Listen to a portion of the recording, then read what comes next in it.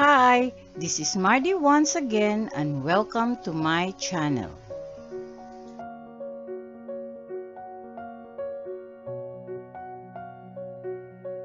Our topic for today is all about UN or the United Nations.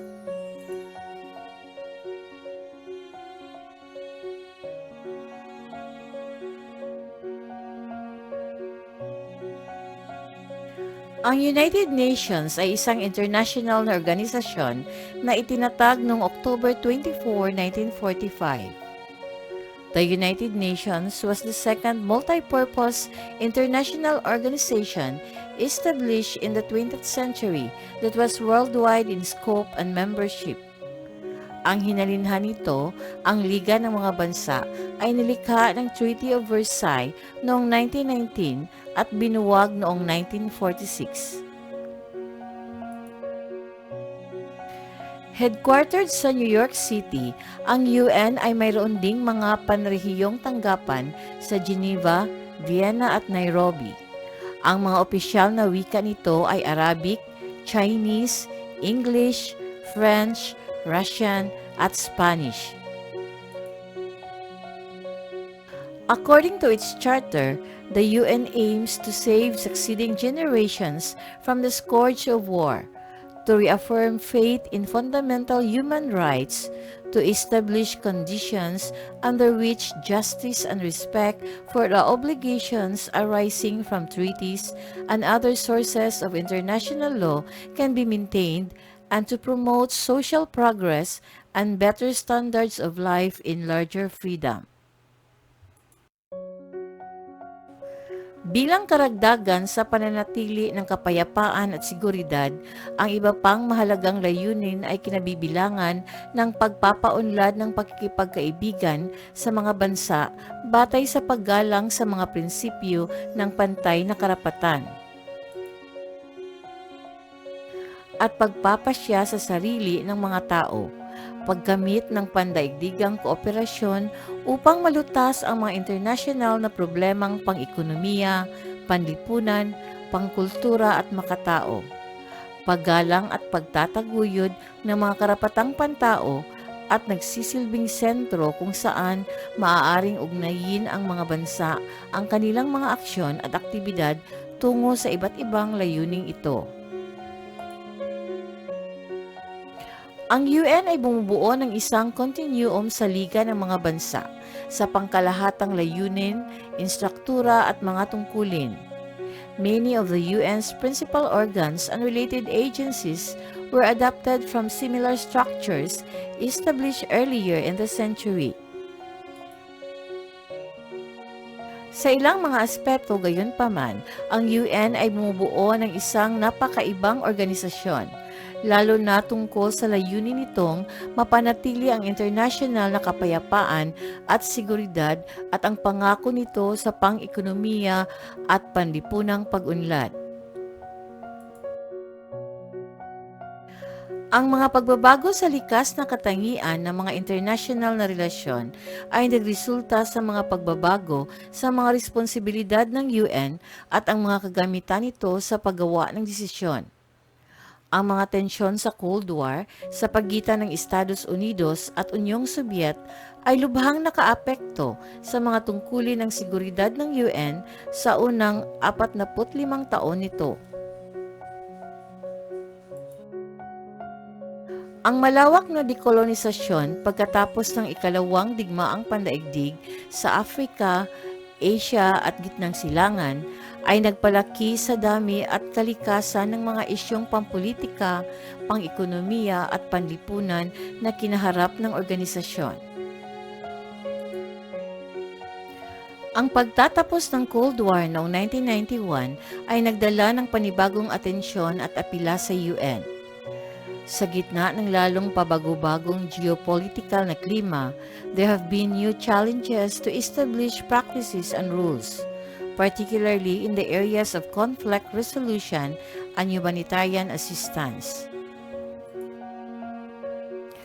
Sa simula ng ika-21 siglo, ang UN at ang mga programa nito at mga kaakibat na ahensya ay nakipaglaban upang tugunan ang mga krisis sa makatao at mga digmaang sibil.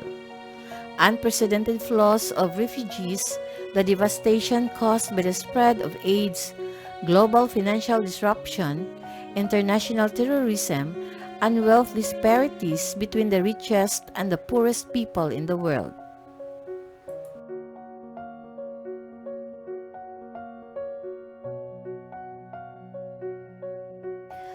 Despite the problems encountered by the League of Nations in arbitrating conflict and ensuring international peace and security prior to World War II, the major Allied powers agreed during the war to establish a new global organization to help manage international affairs.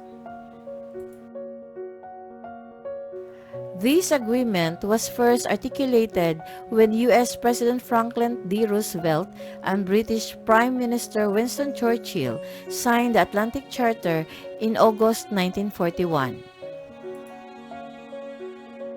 Ang pangalang United Nations ay orihinal na ginamit upang tukuyin ang mga bansang kaalyado laban sa Germany, Italy at Japan. Noong January 1, 1942, nilagdaan ng 26 na bansa ang deklarasyon ng United Nations na nagtakda ng mga layunin sa digmaan ng Allied Powers. Nanguna ang United States, United Kingdom at Unyong Sobyet sa pagdidisenyo ng bagong organisasyon at pagtukoy sa estruktura at mga tungkulin nito sa paggawa ng desisyon. Sa una, ang Big Three na estado at ang kani-kanilang mga pinuno, Roosevelt, Churchill at Soviet na Premier na si Joseph Stalin ay hinahadlangan ng mga hindi pagkakasundo sa mga isyu na naglalarawan sa Cold War. Ang Unyong Sobyet ay humiling ng individual na pagiging miyembro at mga karapatan sa pagbuto para sa mga nasasakupan nitong mga republika. At gusto ng Britain ng mga katiyakan na ang mga kolonya nito ay hindi ilalagay sa ilalim ng kontrol ng UN. Nagkaroon din ng hindi pagkakasundo sa sistema ng pagbuto na dapat gamitin sa Security Council, isang isyu na naging tanyag bilang problema sa veto.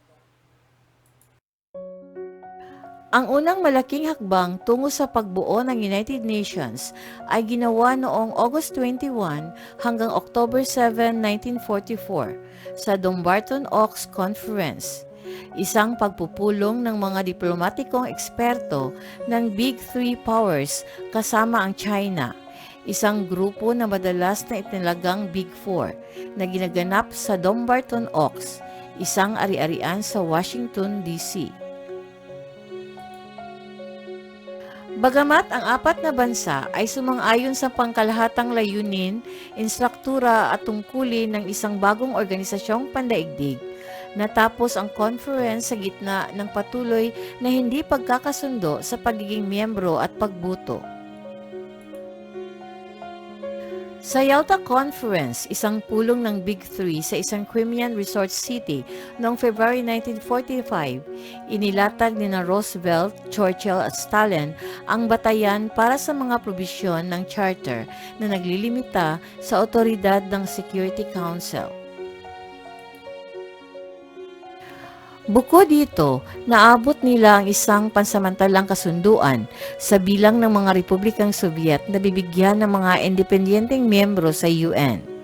Sa wakas, ang tatlong pinuno ay sumang-ayon na ang bagong organisasyon ay magsasama ng isang trusteeship system upang magtagumpay sa League of Nations mandate system.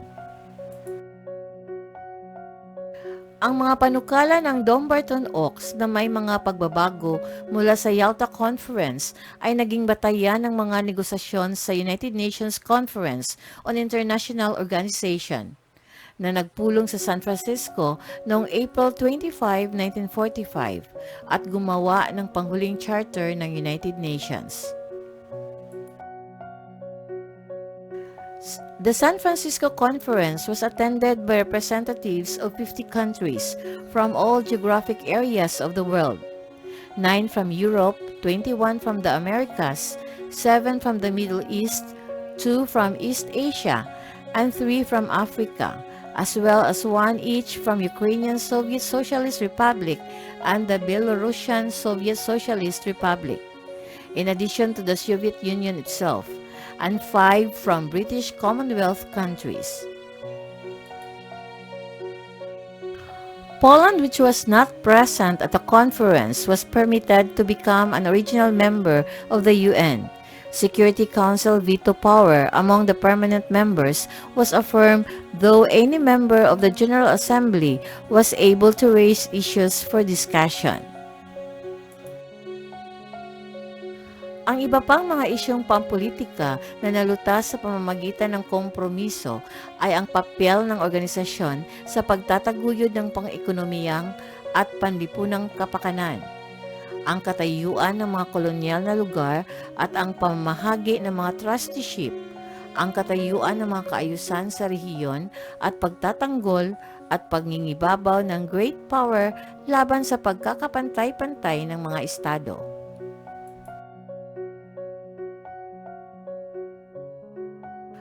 Ang UN Charter ay pinagtibay at nilagdaan noong June 26 at ipinahayag noong October 24, 1945.